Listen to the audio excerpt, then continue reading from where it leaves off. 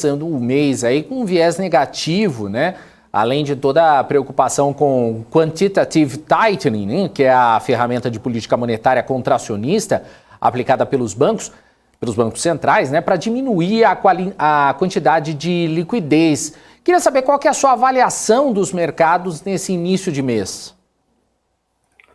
Eu acho que os mercados estão dando nesses 2 primeiros dias de junho um sinal daquilo que a gente pode esperar, de fato, daquilo que a gente já começou a ver mais intensamente no mês passado, à medida em que se aproximou o início do período do quantitative tightening, né? Quer dizer, a gente tem uma situação muito particular nos mercados internacionais, que é esse reconhecimento meio que generalizado, quase unânime, de que o Fed e os principais bancos centrais, o Banco Central Europeu, estão atrás da curva, né? Então, o conceito de bancos centrais atrás da curva basicamente é uma inflação que está correndo muito à frente da taxa de juros.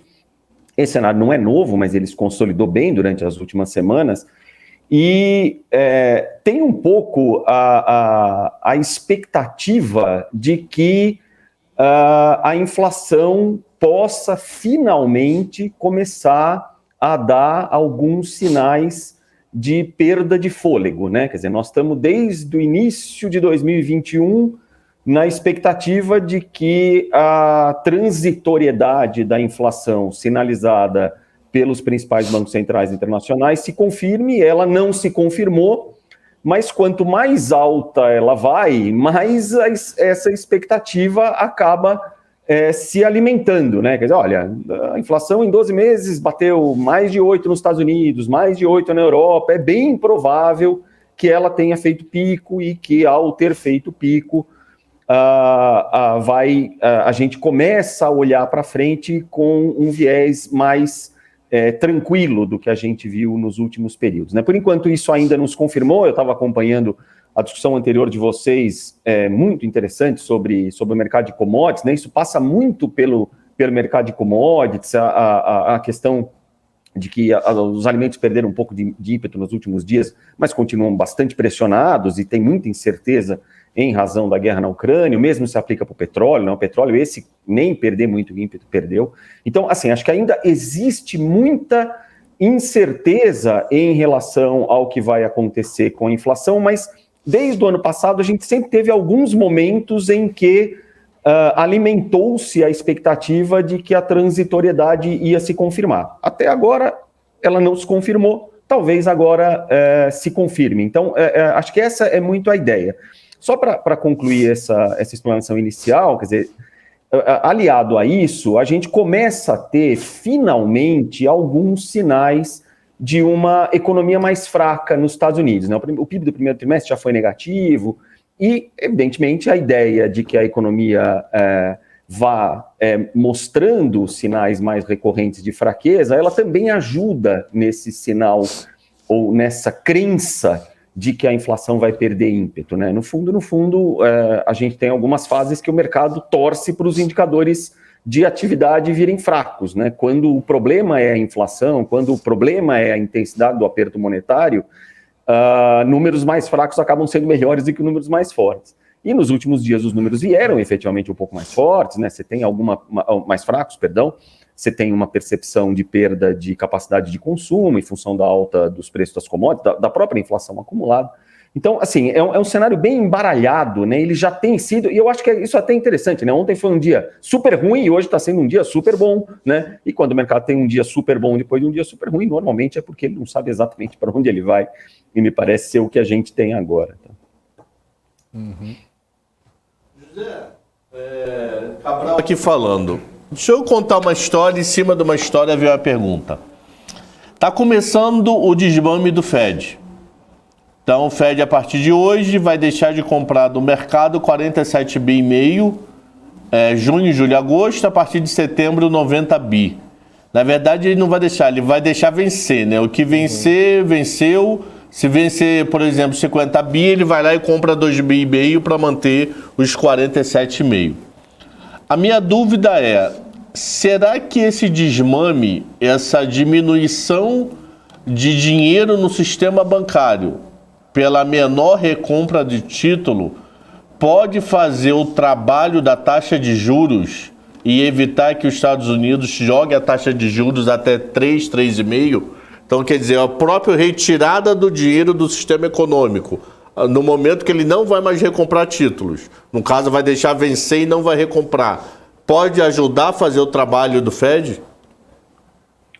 Olha, eu diria que essa, se não for a principal pergunta que a gente tem, certamente é uma das principais, né? Em que magnitude o juro vai ter que subir para que haja esse encontro com a inflação, né? Quer dizer, o que a gente tem é um grande desencontro entre a inflação e o juro, né? Agora, a sua pergunta, ela é muito boa, né? Embora eu já antecipe que eu não tenho uma resposta definitiva para ela, e eu sinceramente desconfio que ninguém tem, e quanto mais eu vejo... eu não tenho a menor ideia, de cada hora acha uma coisa. Isso, não, e quanto mais eu vejo as pessoas do Fed falando, mais dúvida também eu tenho em relação às convicções deles próprios, né? Assim, a gente vê uma... Porque, assim, primeiro vamos contar uma história. Da crise financeira internacional para cá, né, de 2008, 2009 para cá, o fato é que os mercados sempre foram bem quando a gente estava tendo afrouxamento quantitativo e corte de juros, e sempre foram mal quando a gente estava tendo aperto quantitativo e nas escassíssimas oportunidades que a gente teve elevação de juros no período, porque o juro praticamente não subiu desde a crise financeira internacional para cá.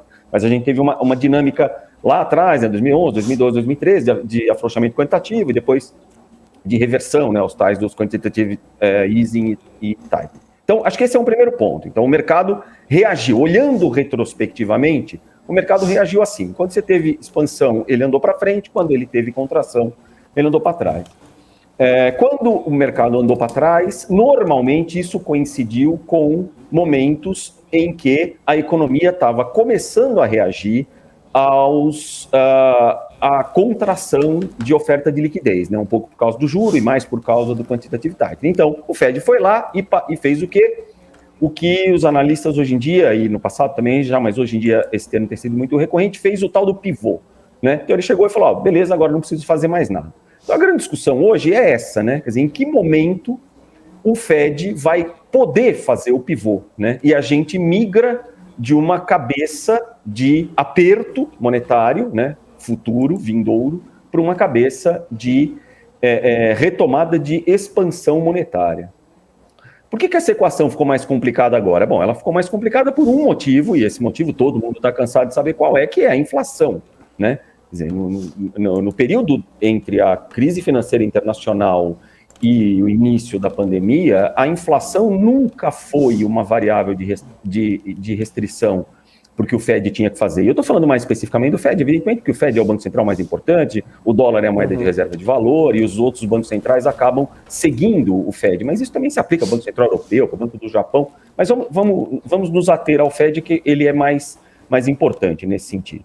Então, assim, o fato de a inflação não ser uma restrição sempre foi algo determinante, né? Então, o Fed sempre pivotou, né? Porque a inflação deixou, né?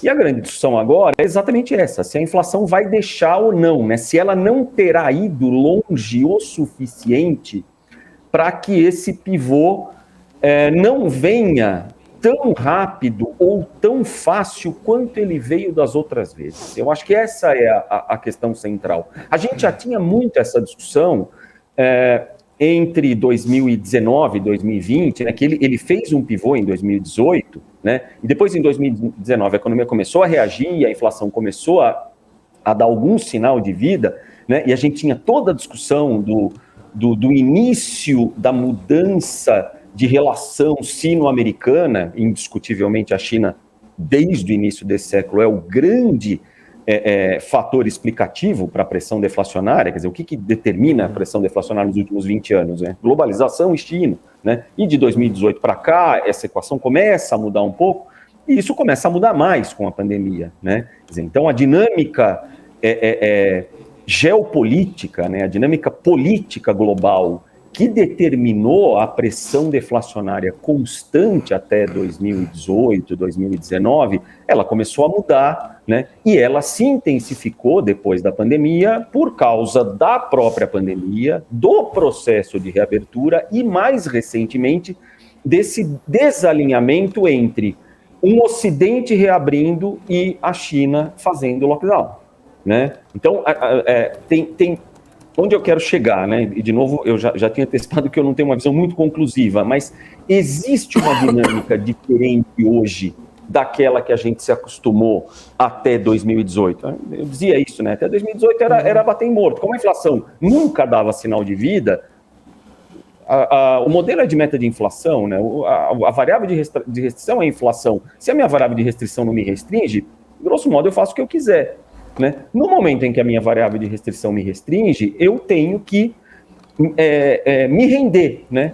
E eu acho que nós ainda estamos nesse circuito, né? Quer dizer, olha, a evolução do discurso e da ação do Fed de meados do ano passado para cá, ela foi basicamente um contínuo reconhecimento de que a inflação não estava correspondendo à expectativa original dele, né? Então, lá atrás, a ideia era juro baixo pelo menos até 2024, juro zero até pelo menos 2024, né? E ela foi tendo que mudar porque a transitoriedade da inflação não se confirmou, né? Então, à medida que a transitoriedade não se confirmou, o Fed começou a ter que mudar gradativamente o discurso até a ponto de antecipar, em relação àquele cronograma original, muito o início do ciclo de juros. Mas, ainda assim, o juro está em 0,75 e a inflação está rodando no acumulado de 12 meses, né? Então não é um ex-post, um ex-ante, não é perfeito esse cálculo, mas a inflação está rodando em 12 meses acima de 8, né? Mesmo o core está rodando em 12 meses na faixa de 6, quer dizer, é uma distância muito grande. A taxa de juro real nos Estados Unidos ainda é uma taxa muito baixa. Então, só concluindo, né? Eu nunca gostei dessa leitura, e essa é uma coisa que eu discuti muito na vida, muito, dessa leitura de, não, se a inflação é alta demais, ela tira a renda do consumidor, então nem vai precisar subir o juro, né? Ou se a curva inclina muito, então ele nem precisa subir o juro, porque então você não precisa subir o juro, então o juro não serve para nada, né? Quer dizer, se o fato de eu não fazer o que eu tenho que fazer possibilita que eu não precise fazer depois, então a linha de raciocínio é um pouco diferente daquilo que a gente imaginava, né? Quer dizer, não, eu não subo, a inflação sobe tanto que a inflação rouba a renda, eu não preciso subir mais.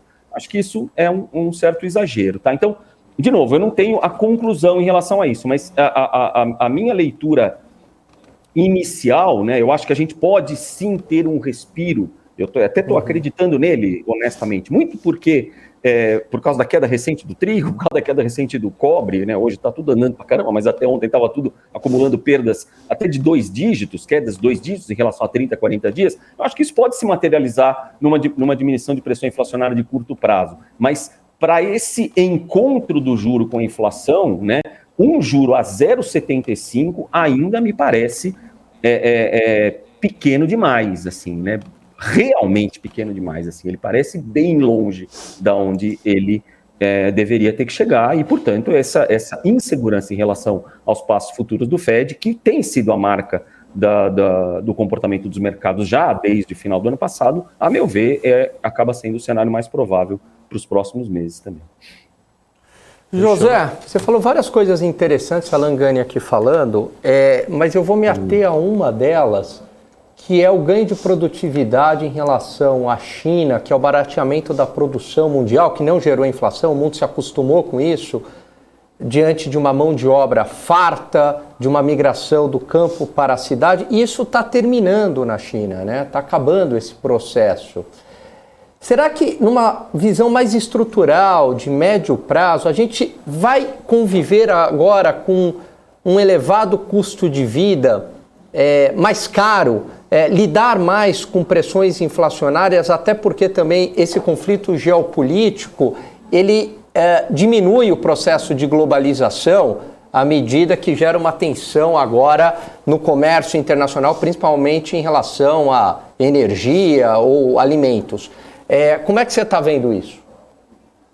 Eu vejo bem na linha do teu questionamento. Quer dizer, eu acho que a gente não deve, digamos, exagerar, né? Então, sei lá, não, a deflagração da guerra, né, a invasão da Ucrânia pela Rússia e a possibilidade de que exista uma proximidade maior entre Rússia e China é a nova história, né? Quer dizer, do mesmo modo que a queda do Muro de Berlim não foi o fim da história, a nova história não se marca agora, mas essa dinâmica de a globalização, né, e evidentemente a contribuição da China, ela foi uma grande marca das 2 primeiras décadas desse século, né? Eu gosto de desenhar da seguinte maneira, então, indo até um pouco no detalhe da tua pergunta, né?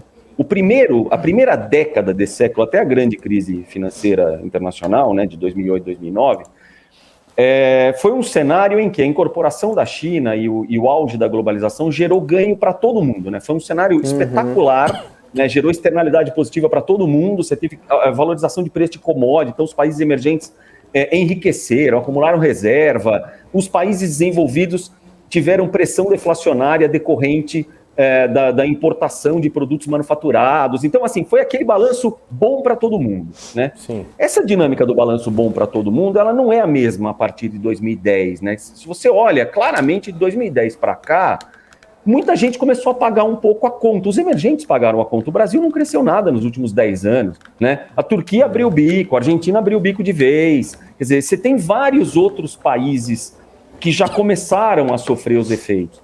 Mas, assim, realmente parece, né, há indicações de que a dinâmica geopolítica, que é isso que você colocou, ela virou mesmo, né? Ela mudou, e isso, em grande parte, é explicado pelas mudanças internas na própria China mesmo, né? Quer dizer, olha, a China expandiu muito o crescimento econômico chinês nos últimos anos, ele sempre dependeu muito de expansão de capacidade produtiva, sempre foi assim, né? A China não aumentou o consumo doméstico, ela aumentou a produção para o mundo.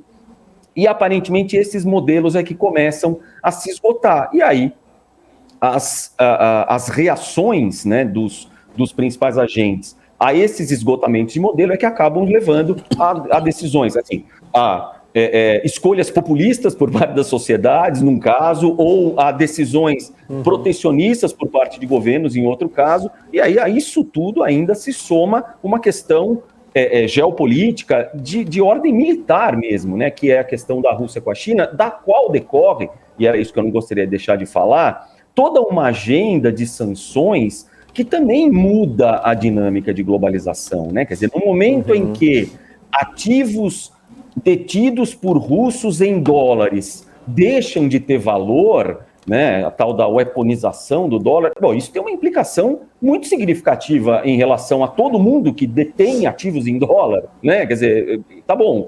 Então, numa hipótese de eu ter problemas com os Estados Unidos, eu tenho que reavaliar os... Né? Só, de novo, lembrando, né, eu gosto de citar exemplos passados em alguns casos, sem querer cansá-los com isso, mas assim, 2005, 2006, 2007, quando a gente estava no início desse processo, o que você via era o próprio Fed questionando, né, por que as taxas de juros longas permanecem tão baixas se a inflação, o tal do conundrum, né, o tal do savings glut, né, o que era aquilo? Era um mundo que foi se integrando cada vez mais e os fluxos de poupança internacional foram migrando, no caso, naquele primeiro momento, para os ativos livres de risco americano, e isso acabou pressionando a curva de juros para baixo.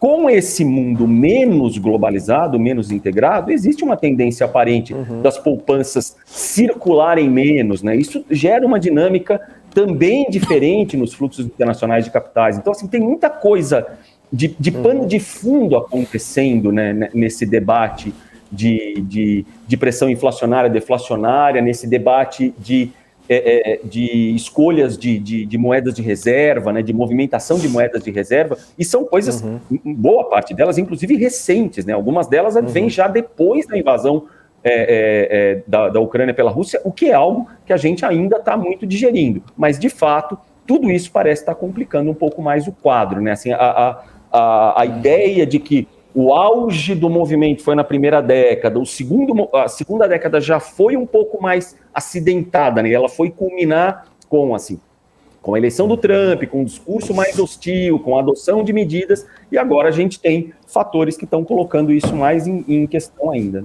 Maravilha. Tá certo. Valeu, então. Muito obrigado, José Mauro Delela, consultor aí em economia e política. Um abraço para você e até a próxima.